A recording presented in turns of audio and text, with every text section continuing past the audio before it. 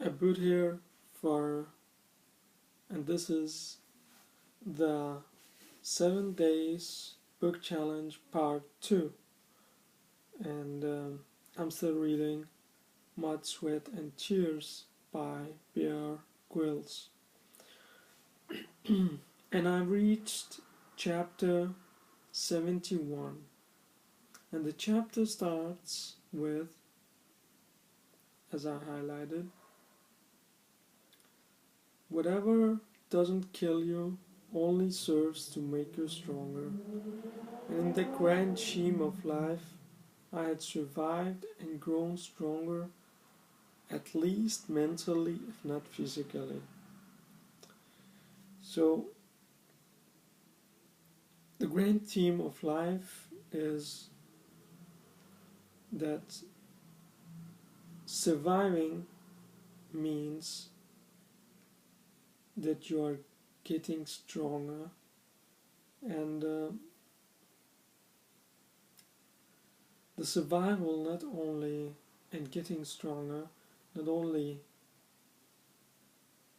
feels like that, but also is how it's mentally you get straightened up, and you get stronger mentally, if not physically, as he says. And then I will try to keep it in keywords.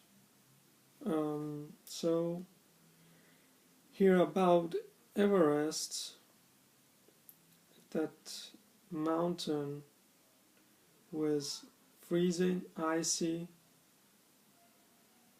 and he says that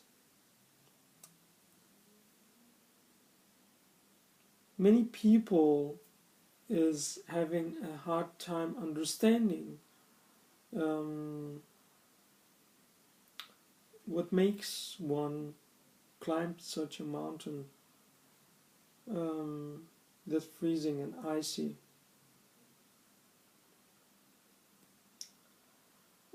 Just for getting up to the top, and he explains it and says, but I also relate to the quote that says, if you have to ask, you will never understand.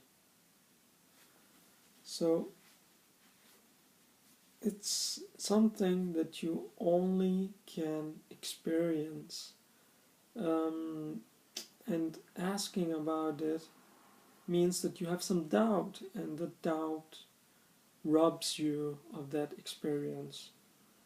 And this is the way in many cases, really. So, yeah.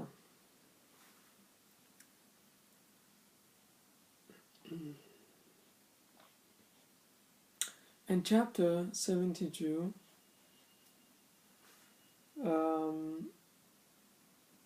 he says something which I highlighted, that you have to respect the mountain.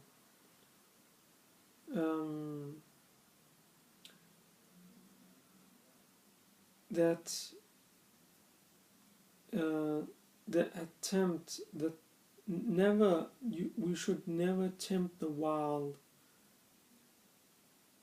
and know that even if you pay for getting up to Everest or something else, it doesn't guarantee you anything. Least of all the safety, especially when you climb a mountain as big as Everest. So yeah.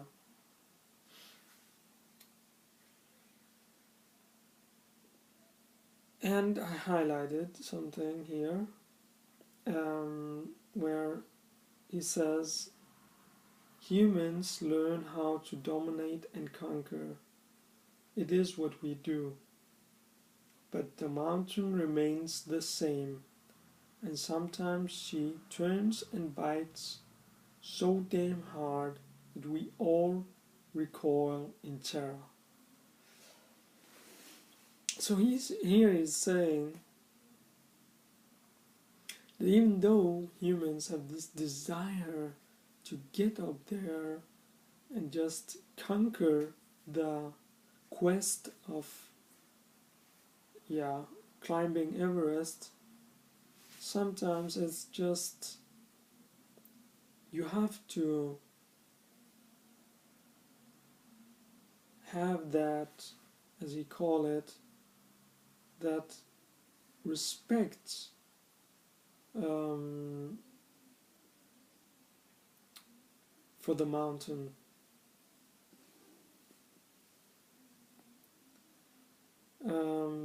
Yeah,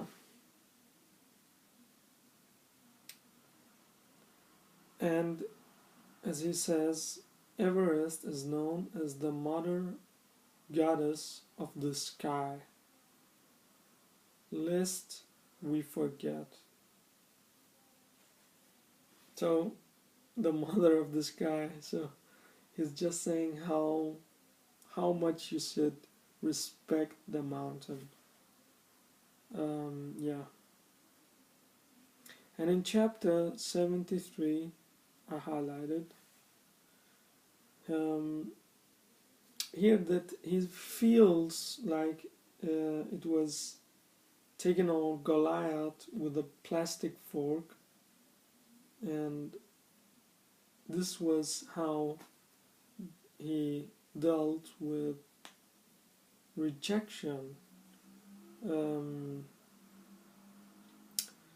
but he remembered he could sum it up saying the quote from Churchill, the great Churchill quote: "Success is the ability to go from one failure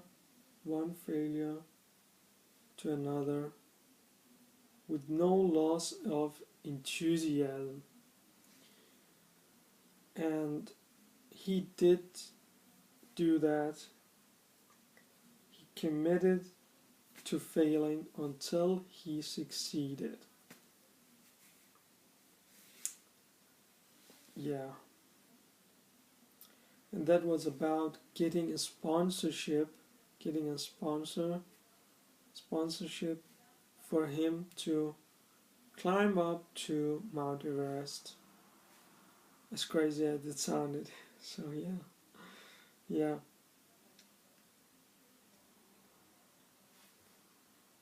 And in this process he got many rejection letters.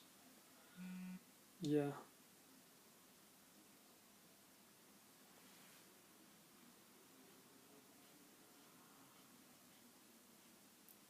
And chapter 74, he says that even though he got this many hundreds of rejection, he managed to find some luck. And he says, "I'm sure there is a lesson in that somewhere." He had um, he had this DLE to go on board on his idea and sponsor him, um, and then a few other companies joined in, and it was like a domino effect, and it was going, um, and somehow he thought that it has to, that when one person backs you, somehow others feel the more comfortable doing the same. So yeah. And then I highlighted that his dream has the ability to become a reality now, and that ingredient that he had to deliver was the action. You just have to keep going. And that's even how he got that sponsorship, he says. Um, the only magical ingredient is action. So yeah, there you have it. And in later, I highlighted um, how he watched Everest reveal herself from those swirling clouds, and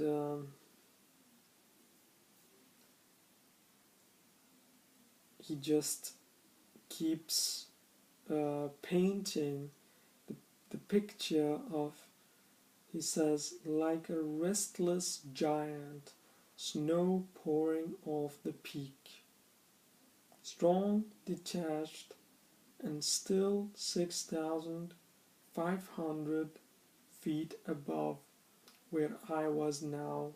I realized Everest was going to be a whole different beast. And he wondered what he was letting himself in for.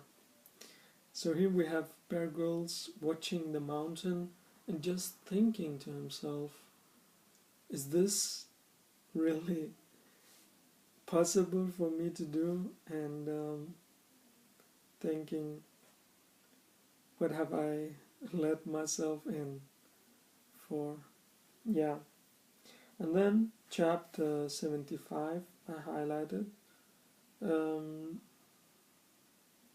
that he spent training and climbing um, mountains, Wales, the Lake District, in the Highlands of Scotland.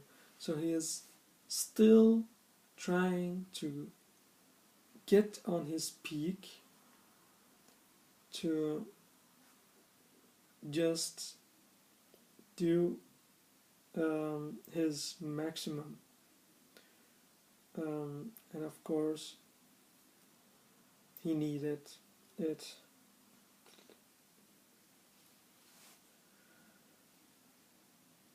And then, as Everest was only 2 months away, he fell in love, uh, and one of Sam's friends, um,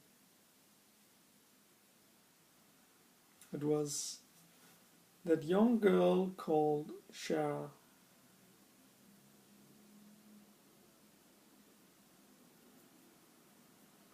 And he describes her, and he just says that he was smitten at once, and they just seem to connect. And yeah, he just think, um, am I able to have a relationship and at the same time climb the mountain? And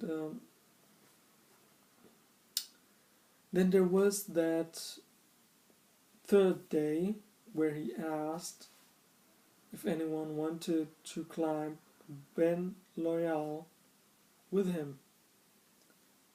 This I highlighted.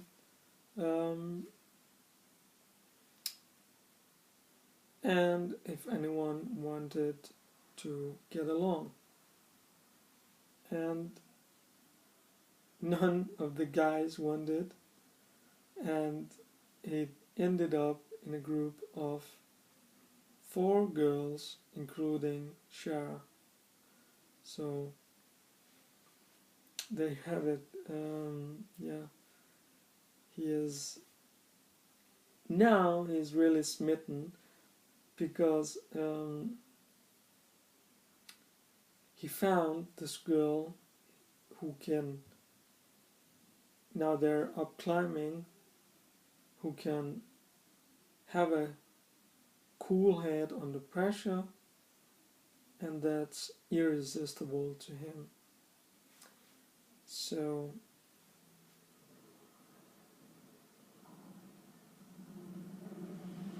and that gave some balance, and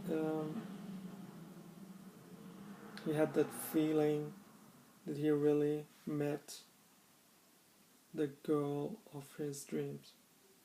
Yeah. So this is how long I reached. Yeah, this was for today. I hope you got inspired.